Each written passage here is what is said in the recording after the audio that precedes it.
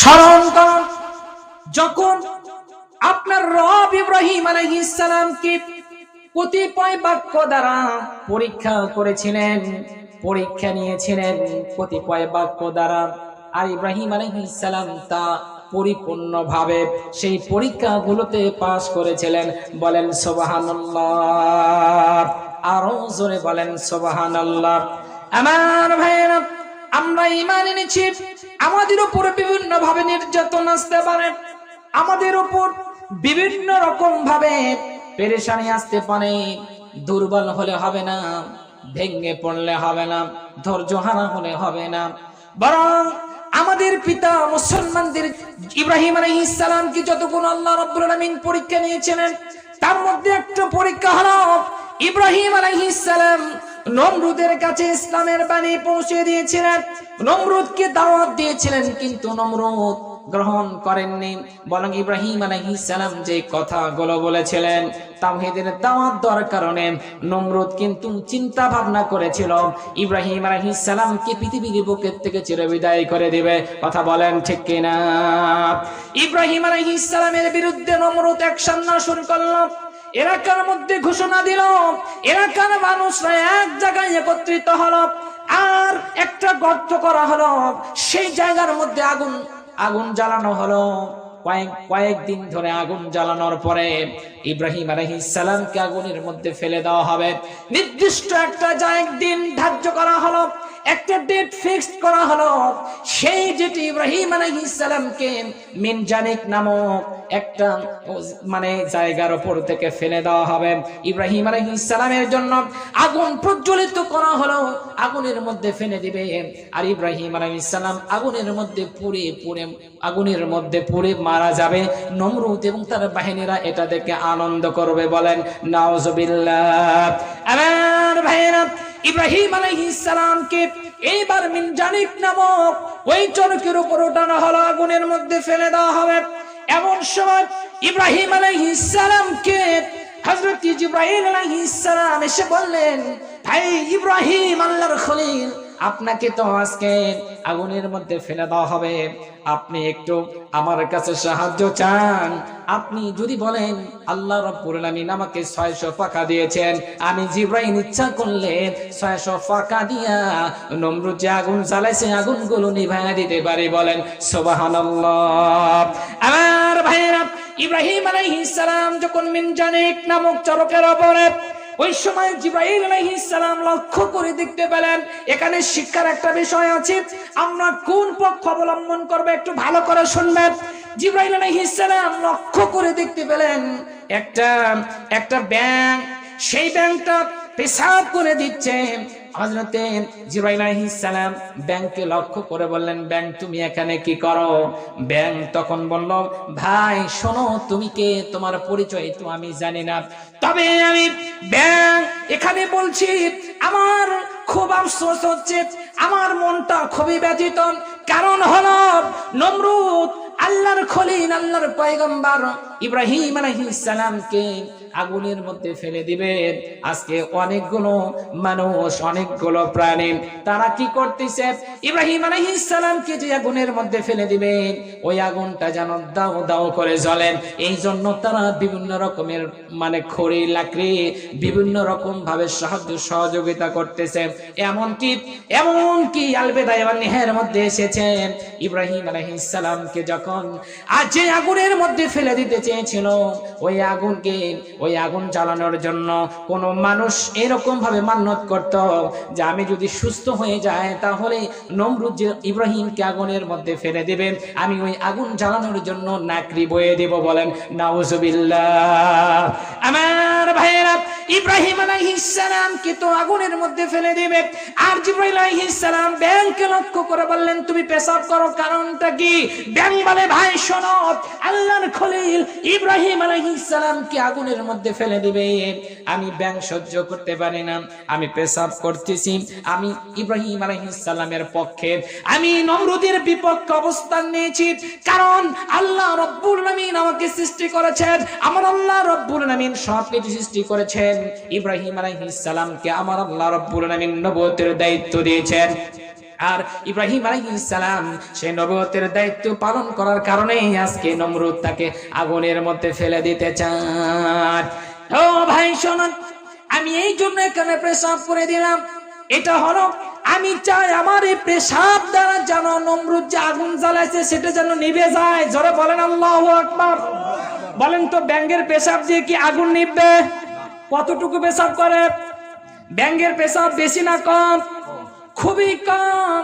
জিবরাইল বললেন, ও ব্যাঙ, তুমি যে পেশাব করতেছো, তোমার যে জায়গায় পেশাব করেছো ওই জায়গাটাই তো ভেজে, অল্প একটু ভিজিছে, এটা তো নমরুদের আগুন নিবানো সম্ভব নয়।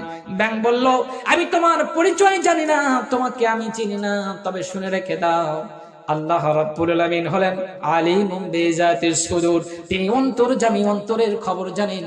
ও আল্লাহর বান্দা, তুমি ভালো করে শুনে রেখে দাও, আমি ব্যাঙ আমার রবকে দেখিয়ে দিতে চাই, যদিও আমার পেশাব দ্বারা নমরুদের আগুন নিভবে না, কিন্তু আমি আমার মনিবকে দেখা দিতে চাই যে আমি তোমার পক্ষে আছি, ইব্রাহিমের পক্ষে আছি। বলেন সুবহানাল্লাহ। আল্লাহ রাব্বুল আলামিন কোরআনুল কারীমের মধ্যে জানিয়ে দেন, يشفع شفاعة حسنة يكن له نصيب منها। জোরে বলেন আল্লাহু আকবার।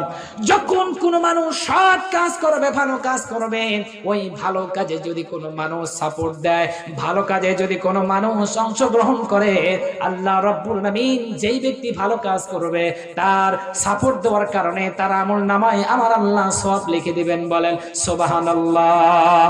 আমার বন্ধুরা, অপর দিকে লক্ষ্য করে দেখতে পেলেন জিবরাইল আলাইহিস সালাম একটা গিরগিটি এরকম ভাবে ফু দেয়। কি দেয়? ফু দেয়। জিবরাইল গিরগিটিকে লক্ষ্য করে বললেন, গিরগিটি তুমি ফু দাও কেন? গিরগিটি লক্ষ্য করে বলে, কে তুমি? তুমি কি জানো না? তোমার পরিচয় আমি জানি না, তবে তুমি মনে হয় জানো না, আমাদের দেশের নেতা, আমাদের দেশের সম্রাট নমরুদ, নমরুদের বিরুদ্ধে ইব্রাহিম আলাইহিস সালাম কথা বলেন। এই কারণে আমাদের নেতা, আমাদের বাদশা নমরুদ ইব্রাহিম আলাইহিস সালামকে আগুনের মধ্যে ফেলে দিবে। আমি গিরগিটি, আমি যদিও সরাসরি ওইখানে উপস্থিত হতে পারছি না, তবে আমি এখান থেকে এরকম ভাবে ফু দিচ্ছি যাতে করে ওই আগুন দাও দাও করে জ্বলে। জ্বলে জ্বলে বলেন নাউজুবিল্লাহ। বলেন তো গিরগিটির মতলব ভালো না খারাপ? আরো জোরে বলেন, গিরগিটির মতলব ভালো না খারাপ?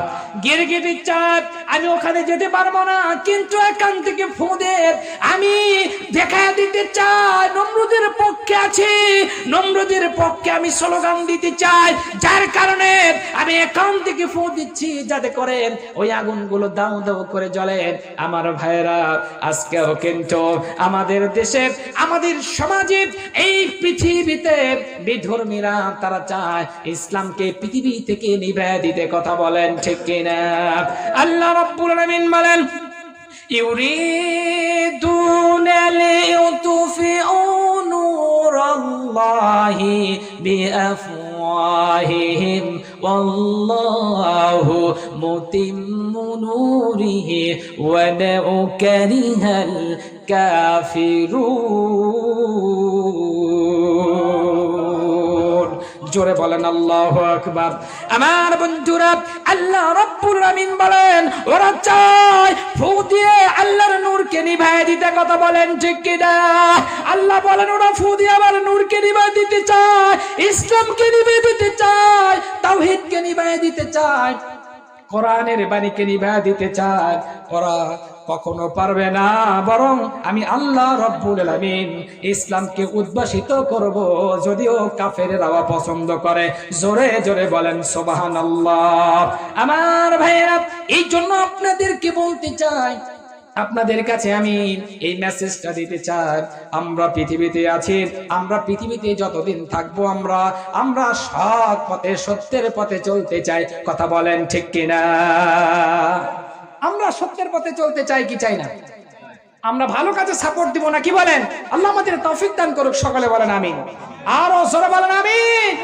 এই যে গিরগিটি তিনি তাওহীদের বিপক্ষে অবস্থান নিয়েছিলেন, ইব্রাহিম আলাইহিস সালামের বিপক্ষে অবস্থান করেছিলেন। আমার নবীজি বলেছেন এই গিরগিটিকে তোমরা যেখানে পাবা সেখানেই মেরে ফেলবা। জোরে বলেন আল্লাহু আকবার। গিরগিটি মারলেই সওয়াব, কথা বলেন ঠিক কিনা? আমার ভাইয়েরা, এই জন্য গিরগিটির মতো হলে হবে না। আমাদেরকে ইসলাম প্রেমিক হতে হবে, আমাদেরকে কোরআন প্রেমিক হতে হবে, আমাদেরকে ইসলাম প্রেমিক আল্লাহ প্রেমিক হতে হবে। কোরআন অনুযায়ী জীবন পরিচালনা করে পরিপূর্ণ মুসলমান হয়ে পৃথিবীর মায়া ত্যাগ করে চলে যেতে হবে, কথা বলেন ঠিক কিনা? আমার বন্ধুরা, ইব্রাহিম আলাইহিস সালামকে জিবরাইল বলল, ভাই ইব্রাহিম, তুমি যদি আমার কাছে বলো আমি 600 পাখা দিয়ে এবার নমরুদ যে আগুন জ্বালাইছে নিভাইয়া দিতে পারি। ইব্রাহিম আলাইহিস সালাম জিবরাইলকে বলল, তোমার কাছে সাহায্য চাবো কেন? আমি কেন তোমার কাছে সাহায্য চাবো? যে মহান মালিক আমাকে রিসালাতের দায়িত্ব দিয়েছেন, যে মহান মালিকের তাওহীদের দাওয়াত দেওয়ার কারণে আজকে এই করুণ অবস্থান, আমি ইব্রাহিম আলাইহিস সালাম সেই মহান রবের উপর তাওয়াক্কুল করতেছি। বলেন সুবহানাল্লাহ। তোমার মতো মালিক যাদের আছে, বিপদ বালা তুচ্ছ তাদের কাছে, তোমার মতো মালিক যাদের আছে, বিপদ বালা তুচ্ছ তাদের কাছে, তুমি আসো যার তার কাছে, আর তুমি আসো যার তার কাছে, আর যা কিছু সব নগণ্য, ধন্য আমি ধন্য, শুধুই তোমার জন্য, ধন্য আমি ধন্য, শুধুই তোমার জন্য। তুমি ছাড়া আর কে আছে আমার, তুমি ছাড়া আর কে আছে আমার, এত কাছে অনন্য, ধন্য আমি ধন্য, শুধুই তোমার জন্য। কথা বলেন ঠিক কিনা? ইব্রাহিম আলাইহিস সালাম আল্লাহ রাব্বুল আলামিনের উপর ভরসা করলেন। আমার আল্লাহ রাব্বুল আলামিন আগুনকে ডেকে ডেকে বললেন, কুলনা ইয়া নারু কুনি বারদাও ওয়া সালামান আলা ইব্রাহিম। জোরে বলেন আল্লাহু আকবার। আল্লাহ রাব্বুল আলামিন আগুনকে ডেকে বললেন, আগুন শুনে রেখে দাও, আমার ইব্রাহিমের জন্য তুমি শীতল হয়ে যাও, ঠান্ডা হয়ে যাও এবং আরামদায়ক হয়ে যাও। বলেন সুবহানাল্লাহ। আমার ভাইরা, আমাদের পিতা ইব্রাহিম আলাইহিস সালামকে আল্লাহ রাব্বুল আলামিন পরীক্ষা নিয়েছিলেন, তেমনি ভাবে আমাদেরকেও আমার আল্লাহ পরীক্ষা নিতে পারেন। আরো পরীক্ষা নিয়েছিলেন। আমরা জানি বনি ইসরাইলের মধ্যে তালুত নামে একজন বাদশা ছিলেন। এই তালুত বাদশা জালুত বাদশার বিরুদ্ধে যুদ্ধ ঘোষণা করেছিলেন। এই তালুত ৮০,০০০ সৈনিক নিয়ে যখন জালুত বাদশার বিরুদ্ধে যুদ্ধ করার জন্য যাচ্ছিলেন, আল্লাহ রাব্বুল আলামিন কোরআনুল কারীমের সূরা বাকারার ২৪৯ নম্বর আয়াতের মধ্যে জানায় দিলেন, ফালাম্মা ফাসালাত তালুতু বিল জুনুদ ক্বালা ইন্নাল্লাহা মুবতালিকুম বিনাহার। জোরে বলেন আল্লাহু আকবার। তালুত যখন তার সৈনিকদের নিয়ে জালুতের সাথে যুদ্ধ করার জন্য যখন বের হলো, ৮০,০০০ সৈনিক নিয়ে যখন যুদ্ধ করার জন্য বের হলো, রাস্তা দিয়ে যাচ্ছে, পথের মধ্যে একটা নদী পেয়ে গেল। নদী অতিক্রম করে জালুতের সঙ্গে মোকাবেলা করা লাগবে। তালুত ৮০,০০০ সৈনিক নিয়ে যখন নদীর নিকটবর্তী হলো, এই নদীর নিকটবর্তী হওয়ার পরে তালুত তার সৈনিকদের লক্ষ্য করে বলল, শোনো আল্লাহর বান্দারা, তোমরা যারা জালুতের বিরুদ্ধে লড়াই করার জন্য এসেছ, তোমাদেরকে বলতে চান এই নদী অতিক্রম করার পরে জালুতের সঙ্গে যুদ্ধ করা লাগবে, আর এই নদী দ্বারা আল্লাহ রাব্বুল আমিন তোমাদের পরীক্ষা করবেন। বলেন সুবহানাল্লাহ। পরীক্ষার ধরন দেখেন কি রকম। তালুত বলল যে এই নদী থেকে পানি পান করবে না সে হবে আমার সঙ্গী। জোরে বলেন আল্লাহু আকবার। আর যে পানি পান করবে সে আমার সঙ্গী হবে না। আরো শর্ত দিল, তবে হ্যাঁ যে এক আজলা পরিমাণ পানি পান করবে সে আমার সঙ্গী হবে। জোরে বলেন আল্লাহু আকবার। তিনটা শর্ত দিলেন। এক নাম্বার শর্ত হলো পানি পান করা যাবে না, যে পানি পান করবে না সে আমার সঙ্গী হবে। আবার অল্প এক আজলা পরিমাণ পানি যে পান করবে সেও আমার সঙ্গী হবে, আর যে বেশি পানি পান করবে সে আমার সঙ্গী হবে না। ঘোষণা দিয়ে দিল ৮০,০০০ সৈনিক, ৮০,০০০ সৈনিক নিয়ে তালুত যখন নদীর মধ্যে ঝাঁপিয়ে পড়ল। গরমের দিন ছিল, প্রচন্ড গরম।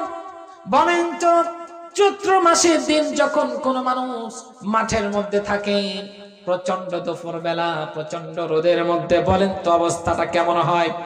পানির পিপাসা লাগলে মন চায় যে পানি পেলি, পানি যদি খেতে পারতাম আমার আত্মাটা শান্তি হয়ে যেত। কথা বলেন ঠিক কিনা? প্রচন্ড গরম। গরমের সময় নদীর মধ্যে এবার ঝাঁপিয়ে পড়ল। তালুত তো বলেছে যে পানি পান করবে সে আমার সঙ্গী হবে না। এইবার কিছু কিছু মানুষ ভাবলেন যে তালুত তো বলে দিয়েছেন আমরা যদি পানি পান করি তাহলে তো তালুত বুঝতে পারবে না, পানি পান করলে সমস্যা কি?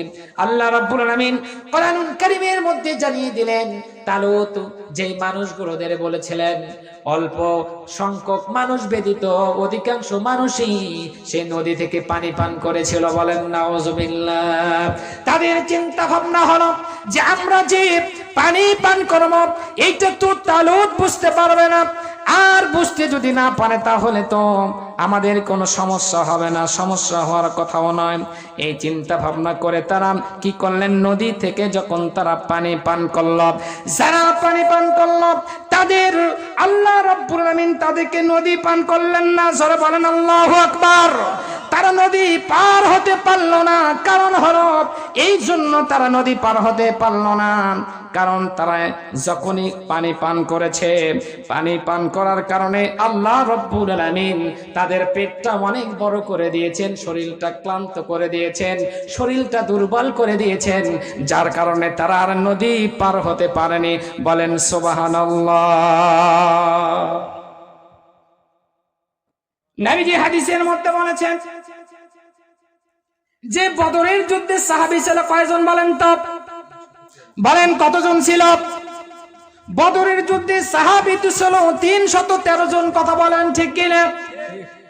আমার নবীজি বলেছেন তালুত ৮০,০০০ সৈনিক নিয়ে রওনা দিয়েছিল, মাত্র ৩১৩ জন মানুষ নদী পার হয়েছিল, বাদ বাকি সবাই কার মধ্যে? বলেন কার মধ্যে? হুকুম অমান্য করেছিলেন কার? আরো জোরে বলেন অবাধ্য করেছিলেন কার? আমার ভাইয়েরা, পরীক্ষার ধরনটা বিভিন্ন রকম হতে পারে। এইবার যখন ৩১৩ জন মুজাহিদ নিয়ে যখন তালুত নদী অতিক্রম করলেন, নদী অতিক্রম করার পরে এইবার এই মানুষেরা লক্ষ্য করে দেখতে পেল জালুত ৩ লক্ষ সৈনিক নিয়ে দাঁড়িয়ে আছে। বলেন নাউজুবিল্লাহ। বলেন তো কোথায় ৩ লক্ষ আর কোথায় ৩১৩ জন? যুদ্ধ হলে কি পারা সম্ভব? আরো জোরে বলেন পারা কি সম্ভব? আসলে তো সম্ভব নয়, কিন্তু সম্ভব করে দেন কে? আরো জোরে বলেন কে? কারণ সম্ভব করে দেন আমার আল্লাহ। কথা বলেন ঠিক কিনা?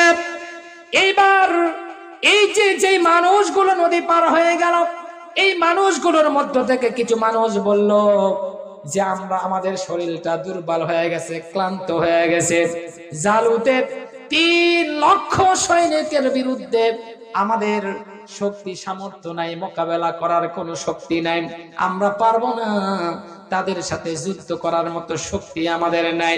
এমন কথা যখন বলল, কিন্তু কিছু কিছু মানুষের ইমানের স্পিরিট আছে না নাই? আরো জোরে বলেন আছে না নাই?